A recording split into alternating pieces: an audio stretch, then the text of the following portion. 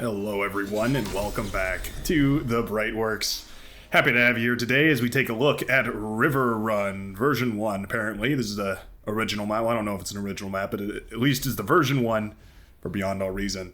Super excited to take a look at this map. It's always been one of my favorites. Really interesting, really dynamic, and I love to see what these players are going to get up to. Meeting our players today in the eastern side, spawning in the southeastern corner, we have our blue team leader, Bowman Jewel. Bowman Jewel going to be taking the helm here as the blue team leader, going to be showing us what they can do in a bit of a backline position here, going to be protected by Mako and Gravity Ore, both going to be keeping Bowman Jewel safe, theoretically anyways, hopefully anyways. Going to be making sure that they don't get rushed by any too big of an army, to say the least. And we'll have to see what Bowman Jewel is going to pump out for us. Maybe it'll be some tech. Maybe it'll be some aircraft. We'll just have to keep our eyes out and see. Spawning in the southwestern corner, lined up right against his opponent, we have After. And that's it. No after. Nothing after. Just After. After going to be our red team leader today, showing us what they've got, coming out to give us their very first debut match on the Brightworks TV channel, so we're super excited to see what's going to happen today. Well, I am anyways. I'm not sure if you are. Let me know down below if you're excited to see what After can show us. But I certainly am. Going to be going for some constructors first. We're actually going 2 constructors first, and then we are going to go into nothing. Oh no, we're going to do a grave robber. Okay. Yeah, that's great. This map has tons of forests for you to take down. Lots of trees. That's tons and tons of energy to eat up, and I think that's an absolutely wonderful idea. As far as units out on the field, I think I'm going to give it to Death Spiral 99. Terrifying name. Death Spirals are absolutely horrifying. If you ever research those, just be warned. It's horrible. Impressive if anyone can pull out one of those, but we do have some ticks out on the field now. Unfortunately, on Riverrun, the only 2 islands that the ticks can cross are these middle ones right here. So actually, these little rovers here. Well, I guess. Oh no, those are vehicles, so they can cross there. Yeah, the ticks can only cross very shallow water. So right here, they can cross the water. But basically nowhere else on this map, I'm pretty sure, can those ticks get across. You can see this one stopped over here as well. So, it's actually kind of a split decision here. Fire Pyro is going to have the first units across to the enemy side, despite Death Spiral 99 having the first ticks out and about on the field. But let's see what these rovers can do. They've already found a little bit of economy here, found some metal extractors. There is a light laser turret here to defend, so that is quite nice. These are going to walk right into the range of that. Oh, okay. One of them goes down, and 2 of them go down. Very nice. Laser turret with 2 kills. 2 very important kills, mind you. Those first rovers can definitely do quite a lot of damage, especially if there's an unsuspecting enemy. Antidote here, pushing up really far. I actually really like to see that. It looks like they spawned in the forward position here, so they're going to be setting up a nice little front line, and you can see the blue plans from Bowman Jewel. Yeah, this line has already been broken just because of how quickly the enemy has pushed up here, so it's going to be tricky to take this over. I'm really excited to see what happens. Of course, this map is mirrored, so on the other side, we have Core going to be representing the Cortex faction with an Armada commander. Boy, if that isn't confusing. Core here are going to be the opposite side of the map. You can see this map is sort of diagonally mirrored here. And yeah, we'll have to see what Core brings out for us. Core not pushed up nearly as much as their red team counterpart. So this line is looking a whole lot better for Death Spiral. Also, there's no backline tech player over here, so there's a little bit of an incongruity in the spawn locations. Which is actually going to work out for this team quite nicely, considering that we now have a 2v2 lined up down here, and then the hot pink player is sort of lined up against Gravity, or the brown player here, Falcon Hoof, is lined up against sort of Fire Pyro and Crimson Wisp, although I suspect that Bakrol will be joining in the fight for the middle of the map eventually as well. Heard an explosion, but I didn't catch where it came from. Must have been something light, some small unit exploded here. Maybe a scout or something. Some pawns have discovered a light laser turret, and they will be brutally devastated here. This pawn wondering what happened to his brethren.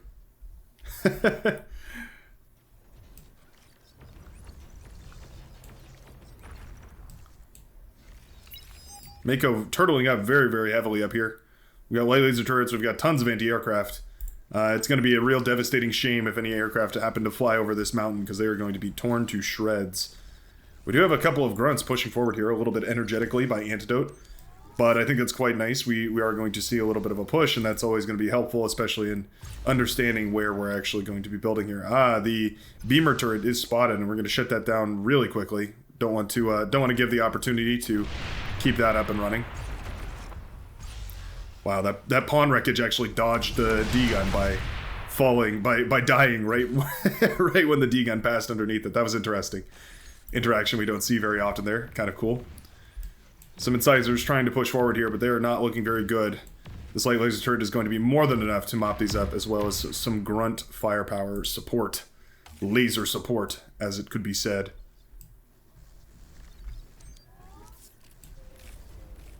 Interesting. We are setting up for a proper split map here. Although Antidote is very heavily contesting this front line, which is going to be really, really difficult for Bowman Jewel to push up into. Just as well after is pushing forward, really super far forward, actually. I mean, this map is essentially meant to be... Whoops, that's the wrong key there. Let me just exit out of that mode. I meant to hit this key so I could draw a nice little line here. That's sort of the halfway mark, and that, generally speaking, is how this map is split up. You can see a lot of the lines are kind of being formed up here, kind of Core and Copper Mouse, both being you know, setting up these lines kind of along this sort of center line. But After and Antidote are both pushing super far forward. Now there's an obvious problem with this, right? And it's this massive line of undefense over here. You can see, whoops, not sure why that drew like that, but anyway, let's clear that so I can draw a little better. Here we are. This massive line of undefense allows for you to push directly back into the enemy economy centers back here. I mean, 10 grunts that run through here, or 10 pawns or something like that, they could be absolutely devastating to Yuri Hyuga, who luckily is actually bringing some units out to the front lines, although not exactly to the location where they need to be set up. Fire Pyro could definitely be the player to push through here, and I think if there was a little bit of aggression through here, it would absolutely devastate all of these players down south. It'd be super, super valuable. For now, though, these armies are working together to tear down the static defense and keep Bowman Jewel on their toes. Grunts are getting shot down as well. Commander catches these, and the buffed up commander is going to be more than happy to take a little engagement with some grunts. Takes a little bit less damage from laser fire, although I think that actually only applies to the static defenses. Or rather, there was never an effect for the non-static defenses. Commander sacrifice over here, I just noticed. Ooh, we accidentally blew up our own metal extractors. That's unfortunate. For everyone's sake here, since we just caught that in that that little second right there, let me just show you something. If you select your commander, you hold spacebar and then you hold the X key. You can see this little radius right here, this little explosive radius.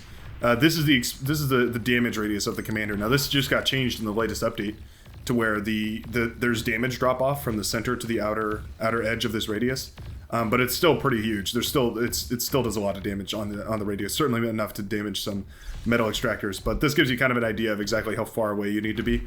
If you're looking for a rough indication, you can also look at the D-gun radius. You can see it's a little bit wider than the D-gun radius, but it kind of gives you a rough and dirty approximation in case you need to just guess.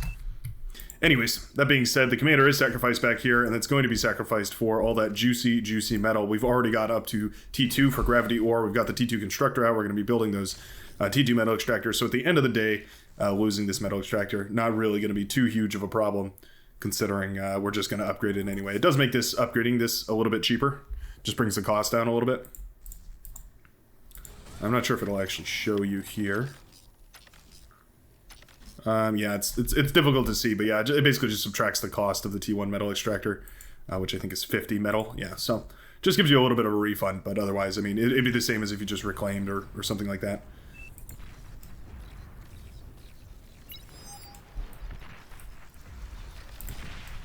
Yeah, this line is extremely, extremely exposed over here. I think if we had any scouting at all over in this direction, we would realize that there's actually a tremendous opportunity to just push through the back line here and harass the economy centers. After is not relieving the aggression here, pushing forward with the commander, making tremendous use of the commander's upgraded stats here.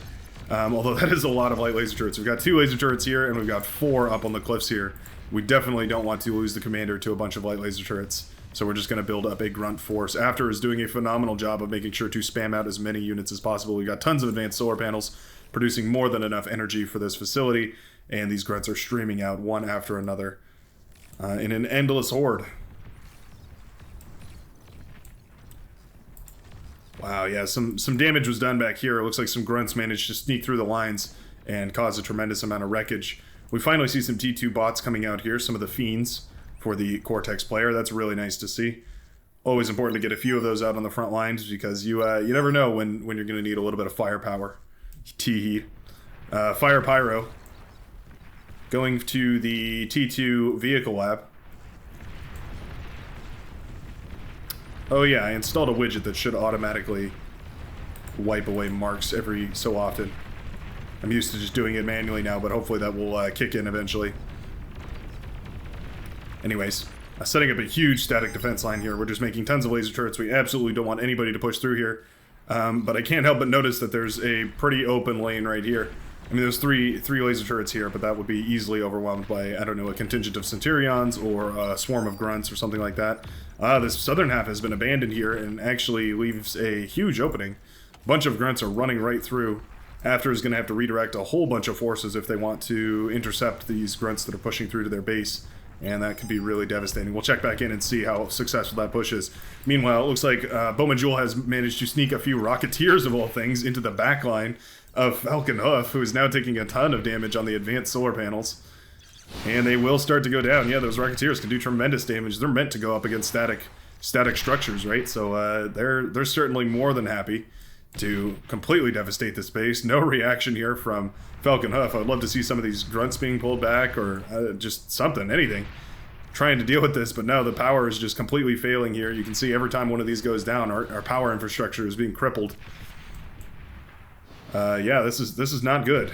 This is not good at all. Yeah, it looks like the constructor bots are going to try and disassemble these Rocketeers. That's not going to go very well. For the most part, they're just going to be, well, blown to smithereens. And just like that, 3 Rocketeers have managed to completely devastate Falcon Hoof's base. The entire production cycle has been ravaged here. We're down to about 200 energy production and 11 metal extraction. Things are not looking good. It's going to give Crimson Wasp a nice little opportunity to push through. We can see Fiends came out here at the very last minute. T2 did come up before After, who teched up with that massive positional advantage here on the front lines. Gave up some of that position to tech up to T2. That's sort of that push and pull that we expect to see down here. Sorry, I'm not covering the northern half, but it looks like they're basically locked in a stalemate. We've got Hounds out now, countered by basically just a bunch of T1 infrastructure. These Hounds are eventually going to be able to push through this, though, and this line will fall to those Hounds. They're very, very devastating, especially against T1 stuff. Takes only 3 shots to burst down a light laser turret, as you can see there, and even fewer to eradicate an entire army, reduce it to rubble. A little bit of an engagement down here. Brexit YOLO's commander actually caught a little bit far forward. These units could push in, although these T1 medium tanks are definitely very menacing. Falcon Hoof just lost his base. Oh, indeed he did. Yeah, it looks like some medium tanks from Crimson Wasp actually moved right into position here. Very, very nicely done. That push from Bowman Jewel and the medium tanks from Crimson Wasp managed to actually combine their forces together. Their strength more than the sum of their units. And eventually, Falcon Hoof's base is actually wiped off the face of the map. Going to have to restart from the back here, building up some wind turbines. That's the right move. Wind turbines, get a factory out, get some units out, maybe a resbot or 2, and eventually you'll be able to claw yourself back in, but you're going to be down for a little while. Always important to communicate that with your teammates, right? Make sure that you're letting everybody know, hey, I'm out of position here. I don't have enough to keep up this fight. We need you guys to carry on for me. Now these Hounds, just like I said, they've been pushing forward, although we do have counter Hounds here. Purple player did manage to tech up as well, and that slight lull here on the front lines. They went up to T2 as well, and so we have Hounds versus Hounds here. Of course, more Hounds is going to beat less Hounds. And so yeah, I think I give this advantage to the orange player, at least for now. More of these purple units are pulled away from this line in order to help here, but that means that these tanks managed to actually get a really nice surround on all of these units. Firing in all directions, these units from the blue player here. Copper Mouse has been forced to fire in all directions. Sir, we're surrounded. Perfect, we can fire in every direction. But yeah, the T1 medium tanks are going to continue to push forward. These can tear down metal extractors super quick, so getting these into the back line is really, really bad. Or really good, you know, it's really, really good for the yellow player, but going to be really, really bad for the whatever player is up against those tanks here. Eventually, this little section here is actually captured by Antidote, this little hill here. And we do have an agitator up on top of that, which is really nice to see. Those agitators in key positions can be very, very devastating. This one raining down fire from above on Bowman Jewel's commander, although missing for the most part. Oh, there's one. Manages to hit the commander right in the noggin. There we go. Now we're starting to chip away at that commander. Bonk. Bonk. Doesn't do a tremendous amount of damage, but it's damage over time. It's basically free, so you might as well take it. I think because of that agitator, we're basically going to be forced to pull up a jammer, so I'd love to see that. We do see some fiends and a fiend and a Sheldon handed over to... Whoa, sorry about that. Handed over to Bowman Jewel. Accidentally hit my Windows key there. Had a little bit of a technical issue earlier where Windows Defender virus wasn't letting me download bar replay files. I guess it thought they were virus-ridden files and didn't want me to download them, so I had to do some shenanigans to force my system not to run a security scan on those files. Anyway, enough technical mumbo-jumbo aside. Huge amount of T1 units down here pushing forward. These rivers are getting overran here as a bunch of artillery are about to get jumped on by a bunch of medium tanks that were resurrected and sent to the front lines, rejoining the blue army, or maybe just joining for the first time here. And suddenly these tanks have broken really far into the backlines here. These artillery are under a lot of trouble, getting laid into by a bunch of thugs, resurrected again off the front lines here. These grave robbers being absolutely instrumental in bringing back all of this army, patching it back up, and continuing the endless, infinite war into the aggression of Brexit YOLO here. The middle of the map has been completely statically defended. We've got an agitator just about to finish. That comes up, and that's going to be a nice little harassment tool here, although not in as great a position as I would have liked. Maybe up here would have been a little bit better. But yeah, maybe, yeah, just right on a hill or something like that. These Sheldons are under a radar jammer, so they're going to be difficult to shoot at, to say the least. We do have heavy laser turrets up. 2 of them, and those can outrange these Rocketeers here. So they will be more than happy to fire their little green pulses of laser into these Rocketeers and try and do a little bit of damage. Scuff them up before they can get too close. We are sort of hitting that critical mass where these can just push into any amount of static defense and do a tremendous amount of damage. But it's not going to cost. It's not going to be cheap, right? This is an expensive line to break here, so you always have to worry about whether it's worth it to do that. I would absolutely love to see if After would give a T2 constructor here, a T2 K-bot here to the Tan player. Just hand one over, or maybe just sell it to him. Looks like Antidote does have plenty of money. Yeah, sell a T2 constructor to this Tan player, and that way they can start upgrading their metal extractors as well. Yuri Hyuga has also got a T2 constructor out and has started to upgrade their metal extractors here. Wow, quite a queue there. Going here, here, here, here, back here, here. Just don't want this thing to get lost, that's fair. We're starting up some static defense in the back line. Falcon Hoof really worried about this line breaking. Yeah, this is actually pretty bad. This front line has been broken already, and we're really using these Rocketeers as assault bots here, fiends. We're using Rocketeers like fiends, which is pretty interesting. We don't see that very often. Looks like Marco had to actually tap out. Marco, whatever it may be. Bowman Jewel takes over. I think that was probably the right decision here. That's the next closest. I guess I would say maybe Gravity Ore could have done that as well. But yeah, Bowman Jewel now inheriting a T2 lab, so that is quite nice. Although it is a transition to Armada, or to Cortex rather, from Armada. So that might be a little bit jarring to switch your units like that. But I suppose we're already using a bunch of Cortex units that were handed over earlier. We had that Sheldon and the Fiend mixed in, so I think it'll be a-okay here. Just start producing a whole bunch of units, and no matter what you produce, eventually you're going to have a nice little army here. It's always just difficult because you have to manage your hotkeys.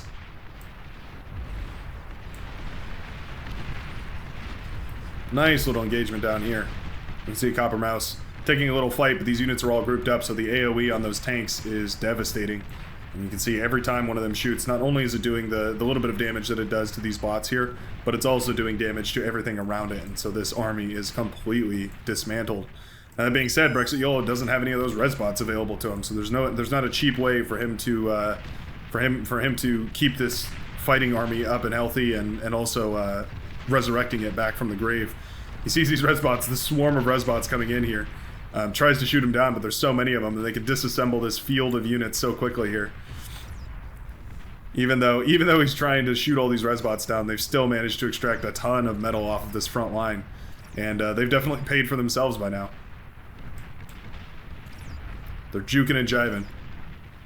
Yeah, Huge amount of metal was pulled off that front line there. Very nicely done by those Resbots. But there's a bit of a push here. These hounds have broken the front lines, and they're starting to devastate things over here. You can see just how easily they dismantle these T1 bots here. Do take down that sniper as well. Those are super expensive. Really, really unfortunate to lose those. We do have more coming out here. Tons of radar jammer bots. I think we're going a little heavy on the radar jammers. Yeah, it looks like we just produced 3, and then we're just going to use them up, basically. That's fine. Ooh, that tree tanked the shot for that hound. That was unfortunate. That hound should be dead, should be turning over in its grave right now. Instead, it gets to enjoy life for a few seconds more. But not any more than that as the sniper fires and reduces it, not even to a smoldering ruin, but to non-existence. Reduces it to atoms, molecules in the air. The T2 Sheldons here are actually becoming more and more of a problem. We just have maces to deal with them. And if we're just going to walk the Sheldons into the maces, then I guess it's going to work fine. But yeah, this is the real power of the Sheldon, is they can walk backwards while firing, and they can still do a tremendous amount of damage. It becomes harder and harder to hold those as they build up number 2, because they hit that critical mass very quickly. Relatively cheap for their utility, and they can become very deadly, very fast.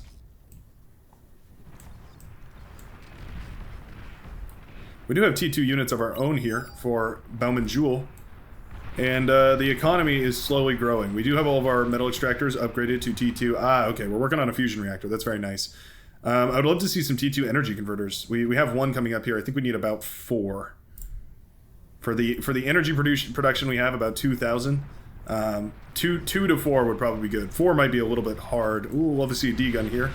Oh, those fiends get on top of the commander. Those can hurt really bad. Oh, D-gun's a little late here. Fiend causing a lot of pain to the commander, down to 2%. It's only going to take 1 or 2 rockets to bring it down from this point. Luckily, the commander manages to walk away. Oh, it's got to keep walking, though. Really, really risky with that commander. Wow, tons of Resbots on the front line here. Putting back together this army, and that's really nice to see.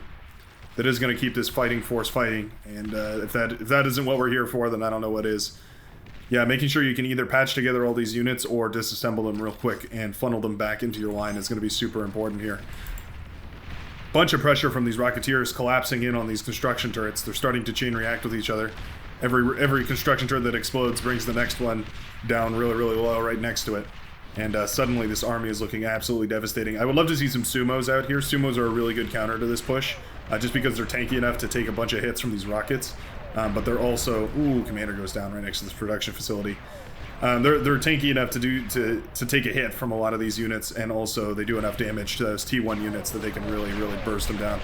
Now this armed metal extractor, the advanced exploiter, actually doing a ton of damage, but it is unfortunately shooting at its own wreckage of a T2 lab here, and so this is actually taking a lot of damage. Unfortunate to see that. How's our northern side doing? Ooh, looks like the red team is pushing in. Orange now has snipers of their own pushed up to the front lines, but luckily we have radar and radar jammer bots mixed in here all over the place, so these snipers are going to be well covered in that respect. Really like to see that. This is probably my favorite unit composition. You just get snipers and you get a couple snipers, radar, the radar bot, the radar jammer bot, and then a bunch of sprinters. And I really like that because typically what people will bring out in order to counter your snipers is a bunch of snipers of their own. And when they do that, of course, you just can send the sprinters in, maybe some ticks as well. Waste all the sniper shots, and then yours can march forward with no cares in the world. And if you have enough sprinters, they even will just keep running, and eventually you take out their snipers. So I'd love to see some sprinters mixed in here, maybe some platypus too. Those are always a good idea. They're just a light, cheap unit, and they move pretty fast. Yeah, this front line for the red team is looking very, very impressive here. You can see the middle of the map, which is right about here. Let me draw that out for you again. Yep, right about here-ish, kind of the middle of the map. Now the front line is more like this. So we've moved all the way up here, and that gives us this strategic point. It also breaks the front line along this river, which is really, really important. This little space right here. Now, luckily for the blue team, these two armies up north are sort of pushing in this direction, and they're going to kind of relieve some of the pressure here. But it doesn't help any with this massive amount of fiends that are pushing in down below here. Just take a look at these. Absolutely beautiful here as the Fiends continue to march forward, doing their destructive talents, showing us how powerful they are. You can see the facility for green is completely wiped off the map at this point. Those Hounds and Sheldons, the pink players in the background here, also being really, really annoying. Really difficult to deal with, and the dark green player is in a lot of trouble here. That's an advanced geothermal plant, so when that thing goes up, it's going to be... It'll take out everything around here. We can see we've just planted a Fiend right next to it.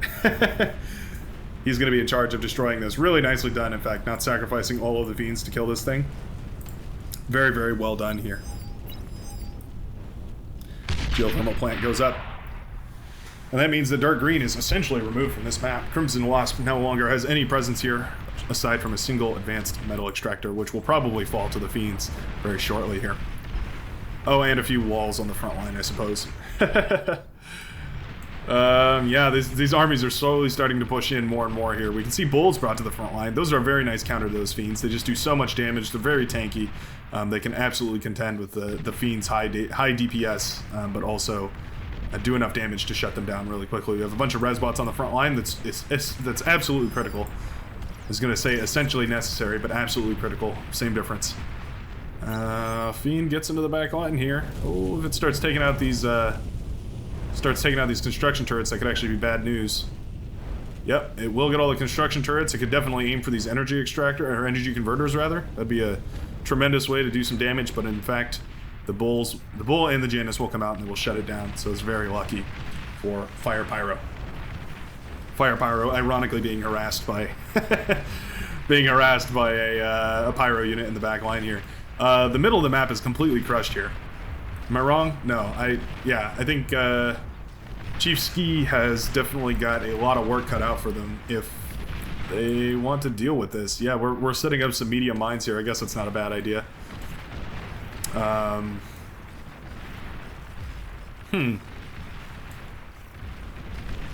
This is tricky. This is really tricky. That's a massive amount of Sheldons moving towards your base.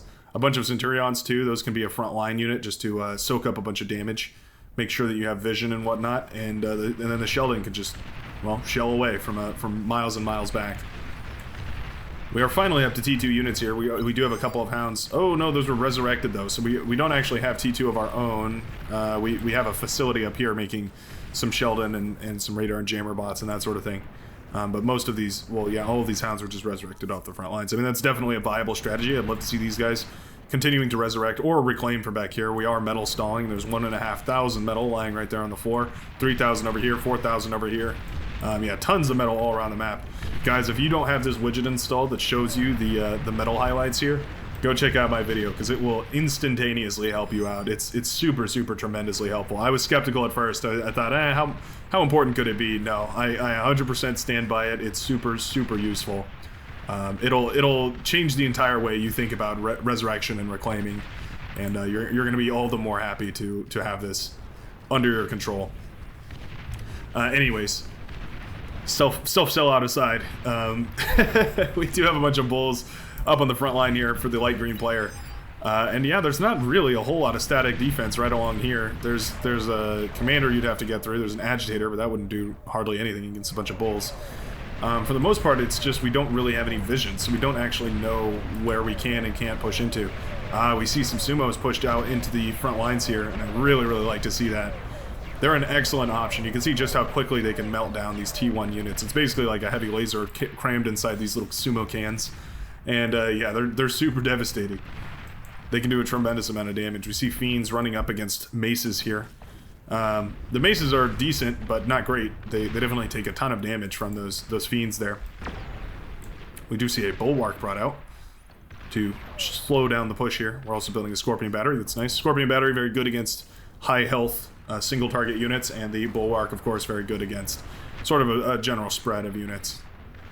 These Sheldon clusters are just so devastating to deal with. You can see the I call it the waterfall of death that they shell out is just absolutely tremendous. Really annoying to deal with because unless you have some really fast units like sprinters or fiends or anything like that, it's going to be really difficult to push into this army here. Juno missile is launched, and where are we targeting with this? Sort of just the middle of the map here. There's no radar or anti-radar here, so that actually doesn't hit much. I would love to see it land right on top of this army.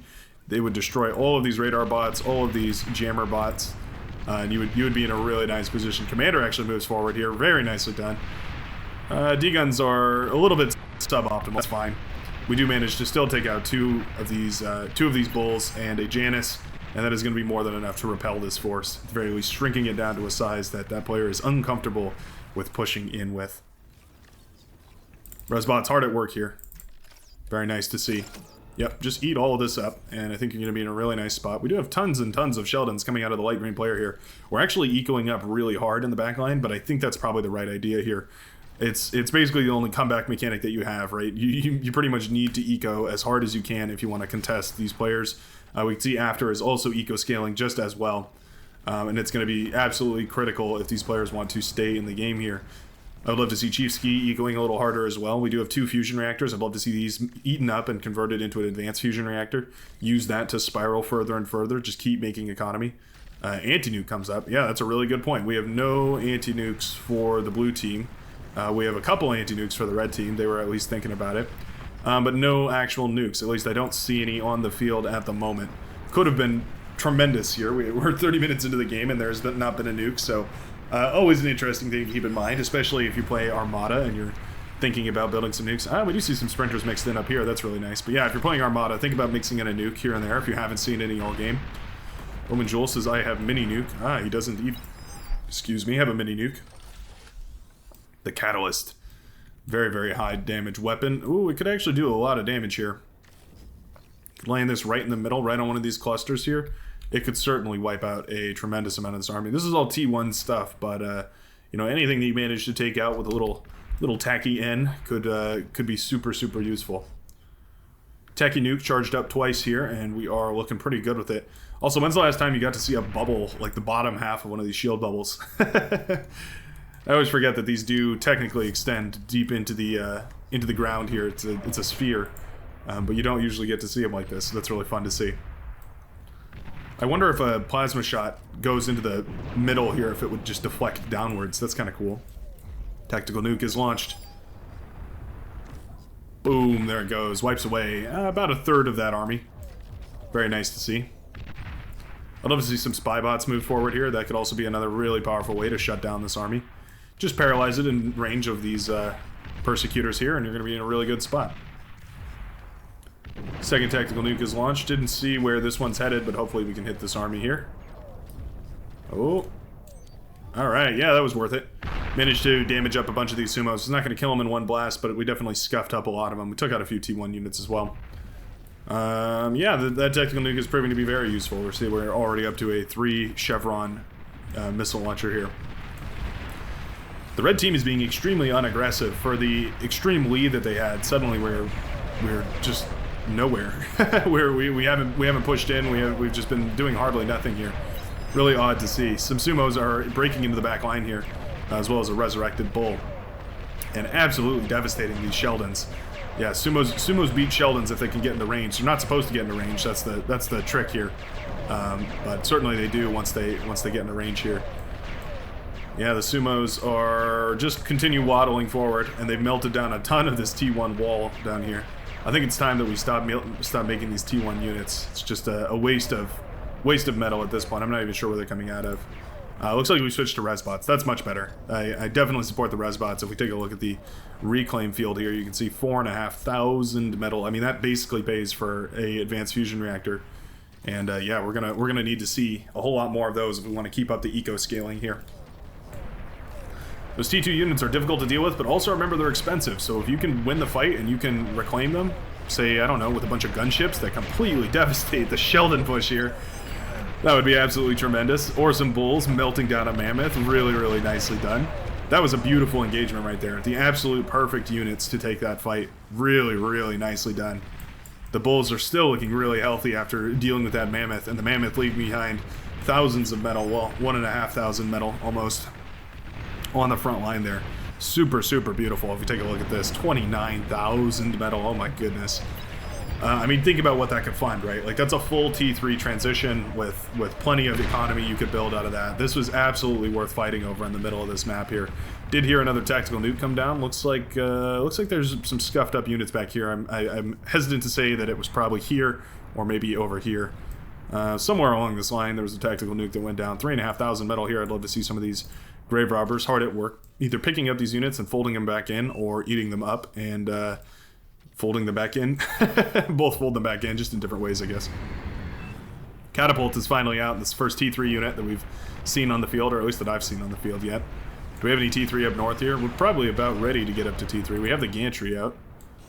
Haven't seen any T3 produced here. I think I'd love to see a Vanguard put up on this hill. That would be a really, really devastating option. These gunships are being really menacing, though. We have no airplay for this backline, but I think it's about time that we start thinking about it. Sheldon actually doing good work here. They're starting to fire up onto this hill, or they were, anyways. I'm not sure what stopped them from firing up on this hill, but it definitely could be really devastating. Say to take down this geothermal power plant, that would be really, really huge here. Tactical nuke is launched. Here it comes. And there it goes. That poor sumo. Blew his head off. Poor little thing. Is that a commander going down there? My metal senses telling me it was. Yep, looks like that Spiral's commander did manage to go down there. Or did happen to go down there. A bunch of these gunships jumped on top of it and managed to do some really good work there. These are heavy mines. Those are definitely going to be devastating against these T1 tanks, or T2 tanks rather. Well, T1 tanks as well, I suppose. Fiends are slowly starting to push in here. Are we watching a comeback, folks? Is that what this is? Long-range plasma cannon, firing into the backline here. Wow, firing for miles and miles away. Where is that? Oh, it's all the way over here. Wow. I always forget how far away these things can shoot from. It would be really devastating if we could land a shot over here as well. All these windmills chain reacting off each other. I don't know if they're close enough yet, but could definitely be a lot of damage. You have to do a ton of damage with these long-range plasma cannons, and it's damage over time, right? They don't do very much DPS. Like it's actually really abysmal because they fire so often. But if you can continue to have it firing on the enemy, there's never a reason not to. It's just passive damage over time, especially if you can blow up their solar panels in the back. Foo-yah, that is going to work phenomenally. Tremendously, that's a new word. We'll add that one to the commentator's dictionary here. Finally, we're starting to eat up some of this metal off the front lines. That is definitely going to fund a huge army. You can see we're overflowing metal right into our teammates' hands. Remember that. Even if you can't use all the metal, you're always giving it to your teammates, which is just as well. They're going to be pumping out way more units. You can actually see the more units coming out here as we start eating up the metal on this line. Like, you can see the production. We have so many more Shivas coming out. We have more and more of these bulls coming out here. You can see all the units being produced up north as well. Whoa, we have a runaway Thor up here. That's really devastating. We don't have a commander to degun this. Brexit Yolo is the closest commander, and they're still super far away. This Thor could actually be really devastating. I don't think 3 Marauder counters a Thor. I think this Thor handily wins past those. Especially with its EMP missile, and yeah, its EMP beams too. Yeah, these don't stand a chance. These are going to melt in seconds. Welder moving forward here too, trying to be a nuisance, but yeah, it's not going to be able to do much either. Suddenly, this Thor has actually pushed way into the backline here. Managed to sneak past, well, none of the defenses because there weren't any. Finds the backline of the orange player, and suddenly Death Spiral is in a horrible position here. Thor in the backline, no real counter. Yeah, we need to see this commander moved over there, but it hasn't started moving yet. We're watching this Thor disassemble this base. This is never a good thing. Never want to turn around and see a Thor in your backline. Absolutely atrocious, and I would love to see an EMP missile put down right in the middle of this production center here. Let's target the gantry, let's target the economy here, let's target something super important. Finally, Brexit YOLO decides to move forward. Brexit says, I'm coming to D-Gun, that's the right move here. Already the economy for Death Spiral 99 has been ravaged, though. Luckily, the Thor will move within range of the commander, and it will be D-Gunned. But man, that was devastating for Death Spiral. Not even any wreckages left, I mean, aside from the Citadel here. Yeah, Death Spiral 99 is now suddenly going to have to rebuild essentially from scratch here. That is really, really expensive. We see a bunch of Archangels were produced, but the ground army is going to move forward and start wiping these off the map here. some gunships were trying to push forward. Oh, they were grouped up. So that hurts pretty bad. They were shot down by a lot of those anti-air turrets. The gunslinger trying its best too. Ooh, and a long-range shot from a Mercury finishes off the very last one. That could definitely swing the tide. That could actually be a game winner here. Oops, sorry about that. Always forgetting to turn that back on. Give me 1 second here while I just fix that for you so I don't accidentally ping you guys here. So bad about that. You guys gotta hate me by now for doing that. Happens every once in a while. Shiva here being absolutely devastating. Raining their missile fire down on this base up here. Ooh, Commander goes down and wipes it all off the map. We're left with just a few low health agitators. That's not going to be enough to do hardly anything. The Juggernaut is on the field though, and that's going to be tough to deal with. We do have a lot of Shiva out though. How many Shiva do we have in total? 23,000 metal worth of Shiva versus 29,000 metal of Juggernaut. But remember, those Shiva can, of course, surround a Juggernaut, do flanking damage to it. So you can definitely get a whole lot more value out of a lot of units than out of one unit, if you get what I'm saying here. Shiva more than happy to tear apart these T1 units. It's just a light warm-up, very light work. Oh yeah, they can't help themselves when they see constructor bots, though. They have no choice but to fire everything they have directly into constructor bots, because it's just that is their prime directive when they were programmed. They said, kill all constructors. This sniper army is really, really powerful. We could actually see this thing continue to move forward here. We have, how many snipers is this in total here? 7 snipers, 67 kills between all those, by the way. Yeah, these could definitely do quite a lot of work. If we just keep moving this forward, keep making sure to devastate these front lines, make sure there's no snowballing happening. And really, we should be leaning on this orange player now that we know that their economy is completely devastated. We do have a Titan out and about, and that's going to be headed right into the orange player's base as well. Brexit YOLO are going to have to degun that as well, because we still don't have enough units to deal with any of these super high-powered T3 units. This Juggernaut causing a world of hurt over here. I think this also warrants a degun from a commander. Bowman Jewel does have a commander over here, so that's one option. We could also see one pulled from Fire Pyro up on this top shelf here. Either way, we need to make sure we're spreading out our units if we're going to be fighting a Juggernaut. But wow, we're actually bringing it down. Bring him down. They've been dealt the Bring Them Down objective card, and it looks like we are going to be trying to conquer this Juggernaut. After is not so wary to spend that Juggernaut, and so is going to be retreating it. But meanwhile, a bunch of Shiva have pushed into the facilities back here. Their plasma shots will be deflected by the Keeper here, or the Overseer rather, but their missiles will be unfazed by the plasma deflector shields, and they will begin to launch. Yeah, let's take down the shields first. I would love to see these targeting the shields before we're targeting the. Whoa! Looks like that plasma cannon, long-range plasma cannon, did after all manage to land a shot back here. But the shields are finally down, and so is the production for the light tan player here. Another Shiva has broken into the back lines here, taking a lot of damage from some heavy laser turrets and some other static defenses. But the Razorback is really what manages to clean this up. Love to see that put into position here. Very nicely done. Shiva not afraid to shoot at their own feet here. So, just like always, they're going to do the most damage to themselves than any other unit that was brought out on the field. Ooh, except that sniper that got a nice shot off. Yeah, suddenly Red's line is looking pretty difficult to hold here. This Mammoth is running low on power. It's using up all of the energy that can be produced here to try and fire, but it's not very effective. Those laser weapons do rely on energy here. Razorback is out. That could actually do a lot of damage to this Juggernaut, especially if we get a surround on it and we do some damage to the back. But no, we're actually gonna move the Razorback into the back line here, which I think is absolutely important. Titan has finally made it to the front lines over here, and these units realize and they say, "Oh crap, time to get out of here." The Hounds are sent forward, sort of a forward scouting unit, but the Titan has no problem with bursting those down really quickly here. Shoots down a Marauder with no issue, gonna take down a Gunslinger like it's nothing, gonna blast down a Marauder, and it just has these Hounds to mop up, which it will do with no problem. Calling for Brexit's help again.